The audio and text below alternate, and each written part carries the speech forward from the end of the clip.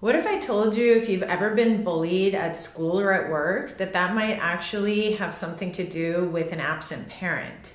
Today, we're going to use the mirror method to understand how those two connect by using two of my client cases to explain the moment of understanding, how those two experiences came together, and the transformation that came after understanding what was going on.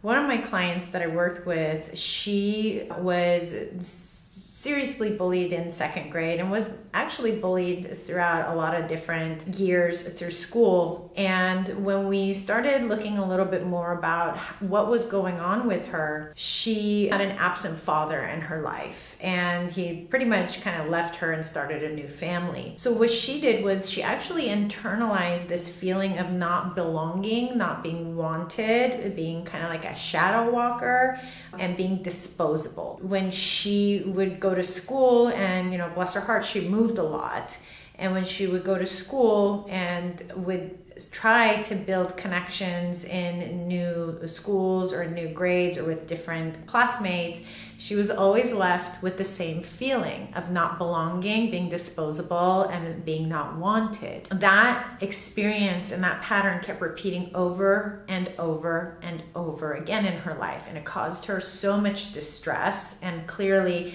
made a lot of negative impact in her interpersonal relationships. She had a hard time developing a solid friend group. She was quite isolated and alone, and even though people might have made bids for connection for her, she couldn't see that. When we started working together and she made that connection, she had a transformative moment. As hard as it was to see it through the mirror concept, and just as a refresher, the mirror concept is showing the condition of your heart, the condition of your mind, and possibly your own behavior, that being mirrored back to you through your relationships.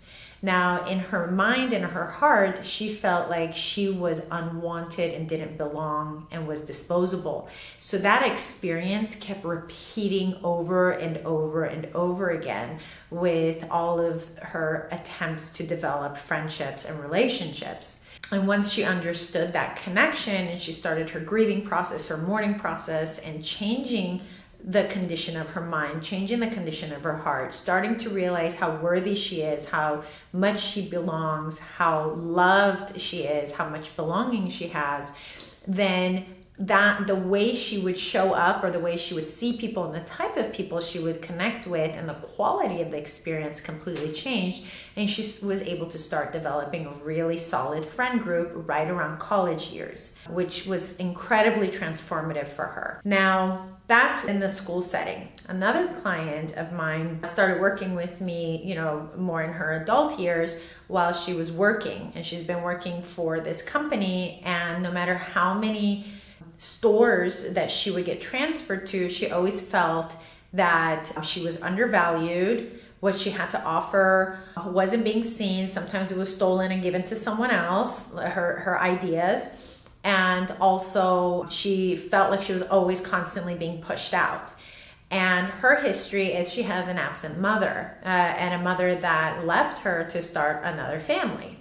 And this had a severely painful impact on her and made her feel like she didn't belong. She was unwanted, rejected, and that experience showed up over and over and over again. No matter how much she would try to quote unquote perform and be a good employee and meet quotas and metrics and all these kind of things, it never felt like it was enough, and it always felt as though no matter how much she contorted herself and did everything she was asked, and the target was this moving target that changed all the time, that it never worked. So then she would constantly feel like she's a burden, she's not good enough, she doesn't have anything important to bring into this world, and she just wanted to give up.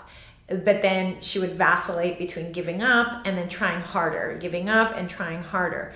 And once she started to realize that, this experience, this cycle, the way she's showing up, so this was all three of the mirrors within her. It was the condition of her heart, the condition of her mind, and her own behavior.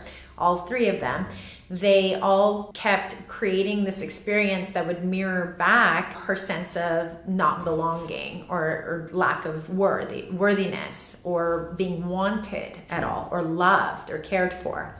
And when she finally processed that and did some deep trauma work to change that experience, what happened was she could no longer endure being in that environment anymore, because that was no longer a match to the condition of her heart, or a match to the way she thought about herself, or a match to the way that she would show up. She was showing up with a lot better boundaries, expressing her truth, no longer people pleasing. She really embodied her worthiness. She was starting to feel so much more joy, and she was no longer able to connect with or try to work so hard to be in that environment that kept reinforcing an old identity that she had. And so the transformation for her came from her insight, her understanding, and then her thoughts, her feelings, and her behaviors changed, and therefore she needed to change the environment that she's in. So hopefully, going through the mirror method